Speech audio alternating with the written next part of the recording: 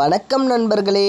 நான் முந்தைய வீடியோவில் மக்கள் என்ன வேலை செய்யக்கூடாது என்று கூறினேன். அப்பொழுது மக்கள் என்னத்தான் வேலை செய்ய வேண்டும்? முதலில் கடவுள் நம்மை எதற்காக படைத்தார் என்று நீங்கள் தெரிந்து கொள்வது அவசியம். நான் முந்தைய வீடியோவிலேயே அதனை பற்றி சொல்லியிருந்தேன். ஆமாம், நாம் உண்ணவும் உடுக்கவும் சந்தோஷமாய் வாழவுமே படைத்தார். அது மட்டுமில்லாமல் கடவுளை வணங்கவும். அப்படி பார்க்கும்பொழுது நம் உண்ணுவதற்கு என்ன தொழில் தேவைப்படுகிறது?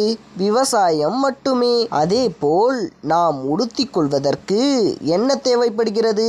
ஆடைகள். அப்படி பார்த்தால் ஆடை தொழிற்சாலையும் தான். இதுபோல் அத்தியாவசியமாக தேவைப்படும் பொருட்களை நாம் உற்பத்தி செய்து இந்த உலகத்தில் வாழவே கடவுள் நம்மை படைத்தார். இந்த பணம் என்பது கூட கடவுளால் உருவாக்கப்பட்டது அல்ல, மனிதனாகிய நம்மால் தான் அந்த பணமும் உருவாக்கப்பட்டது. கடவுள் உங்களிடம் இருக்கும் பொருளை மற்றவர்களுக்கு கொடுத்து உதவு என்று கூறினார்.